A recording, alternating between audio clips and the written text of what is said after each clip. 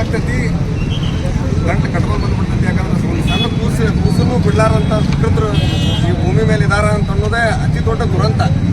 ಇನ್ನು ನಾನು ಭಾರತ ಸರ್ಕಾರಕ್ಕೆ ಒತ್ತಾಯ ಮಾಡೋದೇನು ಅಂತಂದರೆ, ನೀವು ಇಂಥ ಕೇಸ್ಗಳಲ್ಲಿ, ಅತ್ಯಾಚಾರದ ಪ್ರಕರಣಗಳಲ್ಲಿ ನೀವು ನಮ್ಮ ಕಾನೂನು ವ್ಯವಸ್ಥೆ ಏನೈತಿ ಭಾಳ ಸಡಿಲವಾಗಿ ಅತ್ಯಾಚಾರಿಗಳನ್ನ ಕಾಪಾಡುವಂಥದ್ದು ಅಥವಾ ಅವ್ರನ್ನ ಸಾಕುವಂಥ ಕೆಲಸವನ್ನು ಬಿಟ್ಟು ತಕ್ಷಣಕ್ಕೆ ಕ್ರಮ ಆಗುವಂಥ ರೀತಿ ಕಾನೂನು ತಿದ್ದುಪಡಿ ಮಾಡಬೇಕು. ಇನ್ನು ಮಹಾರಾಷ್ಟ್ರದಲ್ಲಿ ಅಷ್ಟೇ ಅಲ್ಲ, ಉತ್ತರ ಪ್ರದೇಶದಲ್ಲಿ ಇತ್ತೀಚೆಗೆ ಕುಂಭಮೇಳದ ಸಂದರ್ಭದಲ್ಲೇ ಒಂದು ದಲಿತ ಹುಡುಗಿಯ ಮೇಲೆ, ಬಾಲಕಿಯ ಮೇಲೆ ಅತ್ಯಾಚಾರ ಆಯಿತು. ಬೆಂಗಳೂರು ಹತ್ತಿರದ ಒಂದು ಊರಲ್ಲೂ ಕೂಡ ಒಂದು ಪುಟ್ಟ ಬಾಲಕಿಯ ಮೇಲೆ ಹೊರರಾಜ್ಯದವರು ಕೂಡ ಅತ್ಯಾಚಾರ ಮಾಡಿಬಿಟ್ಟಾರೆ. ಇದೆಲ್ಲ ಕೊನೆಗೊಳ್ಳೋದು ಯಾವಾಗ? ನಾವೆಲ್ಲರೂ ಜೈಕಾರ ಹಾಕಿ ನಮ್ಮೆಲ್ಲ ಅಧಿಕಾರವನ್ನು, ಮತದಾನದ ಅಧಿಕಾರವನ್ನು ಬಳಸಿ ನಿಮ್ಗೆ ಅಧಿಕಾರ ಕೊಟ್ಟರೂ ಕೂಡ ಅತ್ಯಾಚಾರಿಗಳನ್ನ ಎಡೆಮುರಿ ಕಟ್ಟಲಿಕ್ಕೆ ಆಗ್ತಿಲ್ಲ, ಅತ್ಯಾಚಾರಿಗಳನ್ನ ತಡೆಗಟ್ಟಲಿಕ್ಕೆ ಆಗ್ತಿಲ್ಲ ಅಂತಂದ್ರೆ ನೀವು ಯಾಕೆ ಸರ್ಕಾರದಲ್ಲಿ ಇದ್ದೀರಿ? ಯಾಕೆ ಅತ್ಯಾಚಾರಿಗಳನ್ನ ಬೆಂಬಲಿಸಲಿಕ್ಕೆ ನೀವಿದ್ದೀರಾ? ಹಿಂದೆ ರಾಜಕಾರಣಿಗಳು ಅತ್ಯಾಚಾರ ಪ್ರಕರಣಗಳಲ್ಲಿದ್ದಾಗ ಅವ್ರಿಗೆ ಬೆಂಬಲಿಸಿದ್ದು ನೋಡಿದ್ದೀವಿ. ಉತ್ತರ ಪ್ರದೇಶದ ಒಬ್ಬ ಅತ್ಯಾಚಾರಿಯನ್ನು ಮೆರವಣಿಗೆ ಮಾಡಿ ಕರ್ಕೊಂಡ್ಬಂದಂಥವರು ನಮ್ಮ ದೇಶದಲ್ಲೇ ಇದ್ದಾರೆ. ಎಲ್ಲ ಸರಿ ಹೋಗಬೇಕು ಅಂತಂದರೆ ಮಿಸ್ಬಾಳ ಮೇಲೆ ಆದಂಥ ಅತ್ಯಾಚಾರ ಮಿಸ್ಬಾ ಕೊನೆಯವಳಲ್ಲ, ಮೊದಲನೇವಳಲ್ಲ. ಇಂಥ ಅತ್ಯಾಚಾರಗಳು ಅನೇಕ ಆಗಿದ್ದಾವೆ. ಆದರೆ ಇದೇ ಕೊನೆಯದಾಗಬೇಕು ಅನ್ನೋ ರೀತಿ ಭಾರತ ಸರ್ಕಾರವಾಗಲಿ, ಮಹಾರಾಷ್ಟ್ರದ ಸರ್ಕಾರವಾಗಲಿ, ಇನ್ನು ಕರ್ನಾಟಕ ಸರ್ಕಾರವಾಗಲಿ, ಕರ್ನಾಟಕದ ಆದ್ರೆ ಮಾತ್ರ ವಿಚಾರ ಮಾಡುವಂಥದ್ದಲ್ಲ. ಈಗ ಪಕ್ಕದ ರಾಜ್ಯದಲ್ಲಿ ಈ ಥರದ ಅತ್ಯಂತ ಪುಸ್ತಕ ಕೃತ್ಯ ನಡೆದಿದೆ ಅಂತಂದರೆ ಮೊದಲೇ ಎಚ್ಚೆತ್ತುಕೊಂಡು ಕರ್ನಾಟಕ ಸರ್ಕಾರ ಕೂಡ ಮುಂಬರುವ ಅಧಿವೇಶನದಲ್ಲಿ ತಕ್ಷಣ ಒಂದು ಅತ್ಯಂತ ಉಗ್ರವಾದ, ಕಠಿಣವಾದ ಕಾನೂನನ್ನು ತರಬೇಕು. ಅತ್ಯಾಚಾರದ ಪ್ರಕರಣಗಳಲ್ಲಿ ಎಷ್ಟು ಜುಜುಬಿಯಾಗಿ ವರ್ತನೆ ಮಾಡ್ತವೆ ನಮ್ಮ ಕಾನೂನು ಸರ್ಕಾರಗಳು ಅಂತಂದ್ರೆ, ಬರೀ ನಮ್ಮ ಫಾರೆನ್ಸಿಕ್ ಟೆಸ್ಟ್ ಅಂತೀವಿ ನಾವು, ವೈಜ್ಞಾನಿಕ ಪರೀಕ್ಷೆಯೊಳಗೆ ಗೊತ್ತಾಗ್ತದೆ ಯಾರು ಅತ್ಯಾಚಾರ ಮಾಡ್ಯಾರ ಮಾಡಿಲ್ಲ ಅಂತ. ಅದ್ರ ಮೇಲೆ ಕ್ರಮ ತೆಗೆದುಕೊಳ್ಳುವಂಥ ನೈತಿಕ ಹಕ್ಕನ್ನು, ನೈತಿಕ ಧೈರ್ಯವನ್ನು ಕೂಡ ಸರ್ಕಾರಗಳು ಮಾಡೋದಿಲ್ಲ ಅಂತಂದರೆ ಇದು ಕೂಡ ಈ ದೇಶದ ದುರಂತನೇ.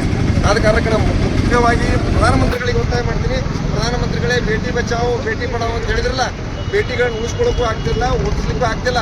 ಇದು ನೀವೇ ಅಧಿಕಾರದಲ್ಲಿರುವಂಥ ಭಾರತದಲ್ಲಿ ಅದನ್ನು ನಿಮಗೆ ಎಚ್ಚರಿಕೆ ಕೊಡ್ತಾ ಇದ್ದೀನಿ.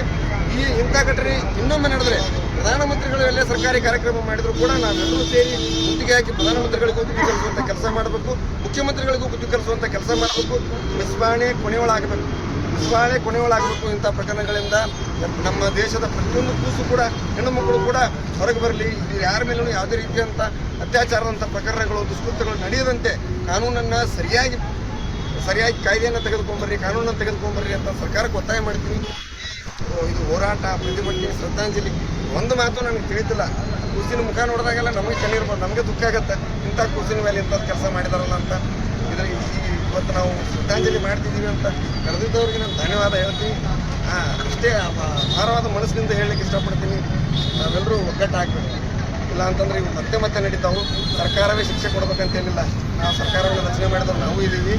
ನಾವು ಕೂಡ ಶಿಕ್ಷೆ ಕೊಡುವಂಥ ಪ್ರಯತ್ನವನ್ನು ಮಾಡೋಣ ಅಂತ ಹೇಳ್ತಾ ಮತ್ತೊಮ್ಮೆ ಎಲ್ಲರಿಗೂ ಮಾಹಿತಿ ನಾನು ಮಾತನಾಡ್ತೀನಿ.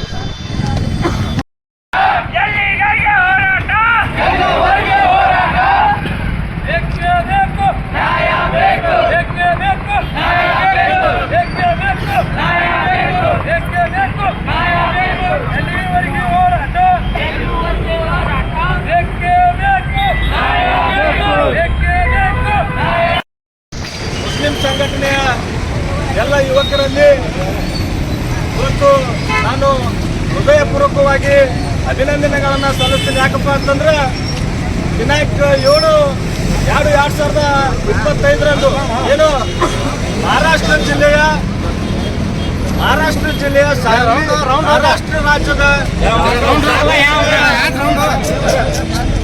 ಮಹಾರಾಷ್ಟ್ರ ರಾಜ್ಯದ ಸಾಂಗ್ಲಿ ಜಿಲ್ಲೆಯ ಜತ್ ತಾಲೂಕಿನಲ್ಲಿ ಏನು ಮಿಸ್ಬಾ ಅನ್ನುವಂಥ ಒಂದು 3 ವರ್ಷದ ಬಾಲಕಿಯ ಮೇಲೆ ಏನು ಅತ್ಯಾಚಾರವನ್ನು ಖಂಡಿಸಿ ಇವತ್ತು ಬಾಗಲಕೋಟೆ ಹಳೆ ನಗರದ ಬಸವೇಶ್ವರ ವೃತ್ತದಲ್ಲಿ ನಾವು ಭಾವಪೂರ್ವಕವಾಗಿ ಶ್ರದ್ಧಾಂಜಲಿಯನ್ನು ಅರ್ಪಿಸುವ ಮುಖಾಂತರ ಇವತ್ತು ಈ ಬಾಗಲಕೋಟೆ ಜಿಲ್ಲೆಯಿಂದ, ಬಾಗಲಕೋಟೆ ನಗರದಿಂದ ಇವತ್ತು ಏನು ಅತ್ಯಾಚಾರವನ್ನು ಏನು ನಡೆಸಿದ್ದ ವ್ಯಕ್ತಿಗೆ ಇವತ್ತು ಕಠಿಣವಾದಂಥ ಒಂದು ಶಿಕ್ಷೆಯನ್ನು ನೀಡಬೇಕಂತೇಳಿ ಮಾನ್ಯ ಜಿಲ್ಲಾಧಿಕಾರಿಗಳ ಮುಖಾಂತರ, ಮಾನ್ಯ ಭಾರತ ಸರ್ಕಾರದ ಘನವೆತ್ತದ ರಾಷ್ಟ್ರಪತಿಗಳಲ್ಲಿ ನಾವು ನಾಳೆ ಜಿಲ್ಲಾಧಿಕಾರಿಗಳ ಮುಖಾಂತರ ಮನವಿ ಕೂಡ ಸಲ್ಲಿಸ್ತಾ ಇದ್ದೀವಿ.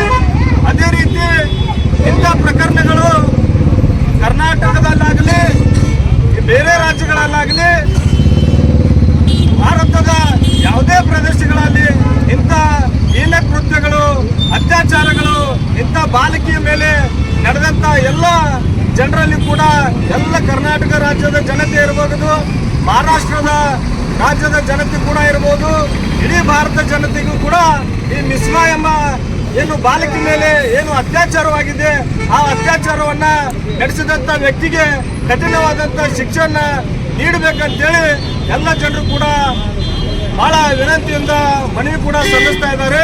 ಅದೇ ರೀತಿ ಇವತ್ತು ಬಾಗಲಕೋಟೆ ಜಿಲ್ಲೆಯ ಕರ್ನಾಟಕ ರಕ್ಷಣಾ ವೇದಿಕೆ ಆಗಿರ್ಬೋದು, SDPI ಸಂಘಟನೆ ಆಗಿರ್ಬೋದು, ಬೇರೆ ಬೇರೆ ಪ್ರಮುಖ ಸಂಘಟನೆಗಳು ಕೂಡ ಇವತ್ತು ಭಾವಪೂರ್ವಕ ಶ್ರದ್ಧಾಂಜಲಿ ಸಭೆಗೆ ಆಗಮಿಸಿ ಇವತ್ತು ಆ ಬಾಲಕಿಗೆ ಶ್ರದ್ಧಾಂಜಲಿ ಅರ್ಪಿಸುವ ಮುಖಾಂತರ ಆ ವ್ಯಕ್ತಿಗೆ ಕಠಿಣವಾದಂತ ಶಿಕ್ಷೆಯನ್ನ ಗುರಿಪಡಿಸಬೇಕಂತೇಳಿ ಮಾನ್ಯ ಜಿಲ್ಲಾಧಿಕಾರಿಗಳಲ್ಲಿ ನಾವು ವಿನಂತಿಸಿಕೊಳ್ತಾ ಇದ್ದೀವಿ. ಅದೇ ರೀತಿ ಈ ತರ ಘಟನೆಗಳು ಯಾವುದೇ ಕರ್ನಾಟಕದ ಮೂಲೆಗಳಲ್ಲಾಗ್ಲಿ ಬೇರೆ ರಾಜ್ಯಗಳಲ್ಲಾಗ್ಲಿ ನಡೀಬಾರ್ದು ಅಂತ ವ್ಯಕ್ತಿಗಳಿಗೆ ಬಹಳವಾದಂತ ಕಠಿಣವಂತ ಶಿಕ್ಷೆಯನ್ನ ನೀಡಬೇಕಂತೇಳಿ ಕರ್ನಾಟಕ ಸರ್ಕಾರ ಆಗಿರ್ಬೋದು, ರಾಜ್ಯದ ಬೇರೆ ಬೇರೆ ಮಹಾರಾಷ್ಟ್ರ ಸರ್ಕಾರಕ್ಕೆ ಕೂಡ ನಾವು ಮನವಿ ಕೂಡ ಸಲ್ಲಿಸ್ತಾ ಇದ್ದೀವಿ. ಅದೇ ರೀತಿ ಇವತ್ತಿನ ಎಲ್ಲ ಮಹಾಪೂರ್ವಕವಾದಂಥ ಶ್ರದ್ಧಾಂಜಲಿ ಸಭೆಗೆ ಆಗಮಿಸಿದಂತ ಕನ್ನಡ ಪರ ಸಂಘಟನೆ ಇರ್ಬೋದು, SDPI ಸಂಘಟನೆ ಇರ್ಬೋದು, ಎಲ್ಲ ಪ್ರಮುಖರಿಗೂ ಕೂಡ ನಾನು ಹೃದಯಪೂರ್ವಕವಾಗಿ ಒಂದು ಅಭಿನಂದನೆಗಳನ್ನ ಸಲ್ಲಿಸುವ ಮುಖಾಂತರ ಇವಾಗ ಈ ಸಭೆ ಕುರಿತು ಕರ್ನಾಟಕ ರಕ್ಷಣಾ ವೇದಿಕೆಯ ಜಿಲ್ಲಾಧ್ಯಕ್ಷರಾದ ಬಸವರಾಜ ಧರ್ಮಂತಿಯವರು ಕೂಡ ಕೆಲವು ವಿಷಯಗಳನ್ನ ಹಂಚ್ಕೋಬೇಕಾಗಿ ತಮ್ಮಲ್ಲಿ ವಿನಂತಿ